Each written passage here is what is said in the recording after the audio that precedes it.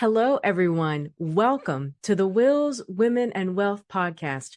I'm Elsa W. Smith, your Maryland estate planning and probate attorney, and I'm thrilled to have you with us today.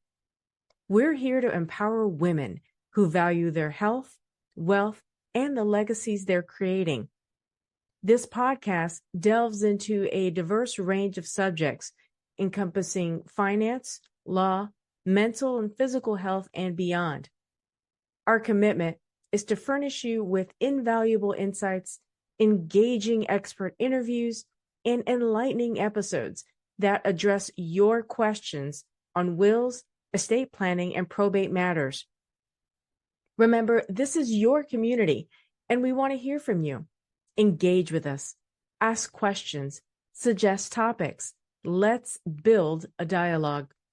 Reach out to us on social media or leave us a comment below.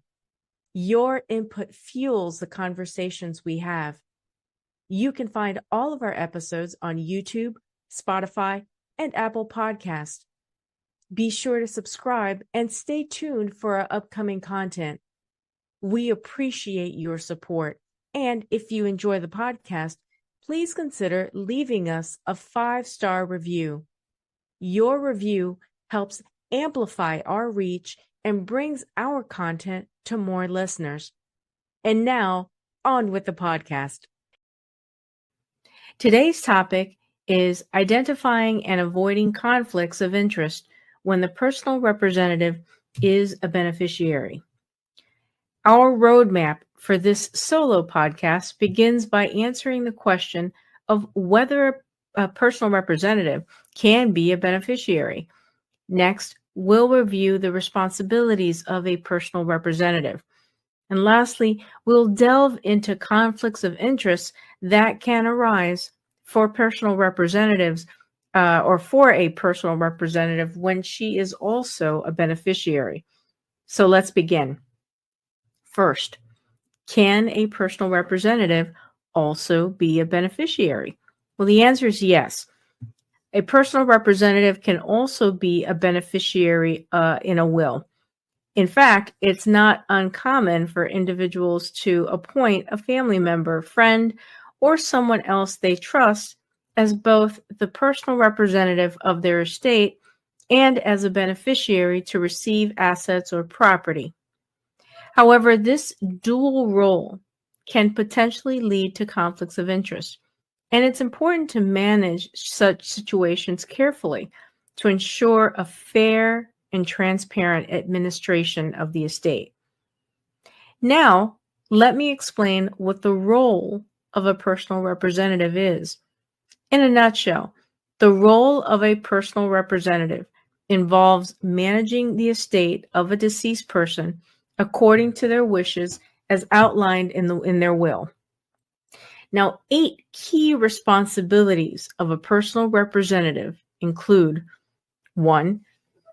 Identifying and taking inventory of the deceased person's assets and liabilities. 2. Distributing assets to beneficiaries as specified in the will after paying off debts and expenses. 3. Handling legal and administrative procedures, such as filing tax returns on behalf of the deceased. 4, communicating with beneficiaries and other stakeholders regarding the progress of the estate settlement. 5, managing and protecting the estate's assets until distribution. 6, closing accounts, canceling credit cards, and taking care of other financial matters related to the deceased person. 7, notifying relevant parties such as banks and government agencies of the individual's death. And 8, maintaining accurate records of all transactions and communications related to the estate. Now that we know that a personal representative can be a beneficiary and we have a basic understanding of the duties of a personal representative, let's look at 3 conflicts of interest that can arise for personal representatives who are also beneficiaries. First, we're going to look at what we call the asset distribution hypothetical. Imagine a scenario where the deceased in their will specified that the estate should be distributed equally among their 3 children, Alice, Bob, and Carol. The estate includes a valuable family home, a collection of stocks, and a significant amount of cash. In this hypothetical, the personal representative of the will is also one of the beneficiaries. Let's say Bob. Bob, being the personal representative, has the responsibility to oversee the distribution of assets. However, he decides to allocate a larger share of the estate to himself. And here's how the conflict unfolds. The family home is a considerable asset in the estate. Instead of selling the home and distributing the proceeds equally among the siblings, Bob proposes that he keep the house as part of his share, claiming sentimental value and suggesting it would be in the family's best interest. Next, the estate also holds a diverse portfolio of stocks. Bob, as the personal representative, decides to select the most lucrative stocks for himself, leaving the less profitable ones for Alice and Carol. He argues that it's a fair distribution based on his perceived contribution to the family's financial decisions. Next, when it comes to the cash portion of the estate, Bob suggests a distribution that favors him more than his siblings. He might justify this by pointing out various expenses he claims to have covered on behalf of the deceased, or just by emphasizing his own financial needs. Okay, that's the first hypothetical. Now let's look at what we call the delayed distribution hypothetical. Let's meet the Anderson family. Richard Anderson, the patriarch, passed away, leaving behind an estate comprising a family business, a residential property, and various financial assets. In his will, Richard appointed his eldest son, Daniel Anderson, as the personal representative of the estate. Daniel, the personal representative, is also a beneficiary, along with his 2 sisters, Emily and Sarah. The will specifies that the estate should be distributed equally among the 3 siblings. However, Daniel recognizes that he could benefit from a delay in the distribution of assets. Here's a scenario. The family business is a significant part of the estate. Instead of promptly initiating the process to sell or transfer the business, Daniel delays these actions, citing the need for extensive paperwork, market analysis, and other justifications. Daniel is responsible for liquidating certain assets to distribute cash among the beneficiaries. However, he deliberately postpones the sale of valuable assets, claiming that waiting for a more favorable market condition would maximize returns for the estate.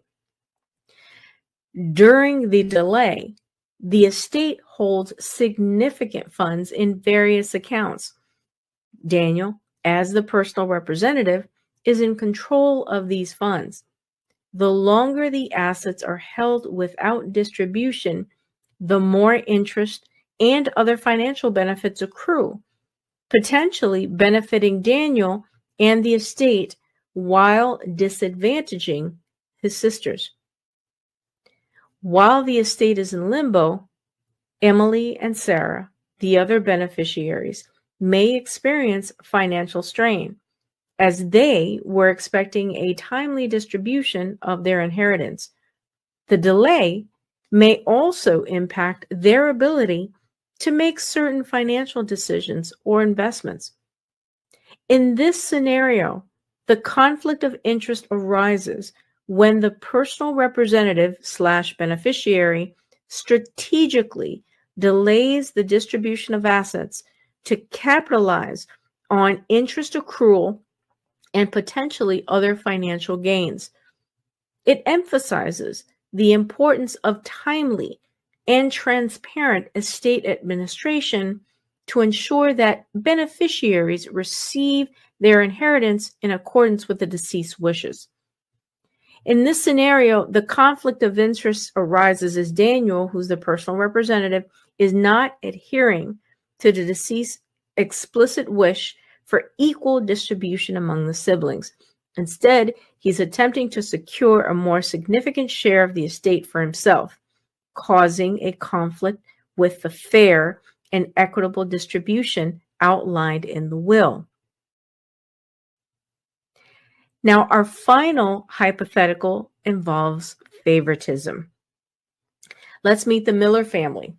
Margaret Miller, the matriarch, passed away, leaving behind an estate that includes a family home, a valuable art collection, and a substantial investment portfolio. In her will, Margaret appointed her son, Carl Miller, as the personal representative of the estate. Carl, as the personal representative, is also a beneficiary, along with his two sisters, Emma and Sophia.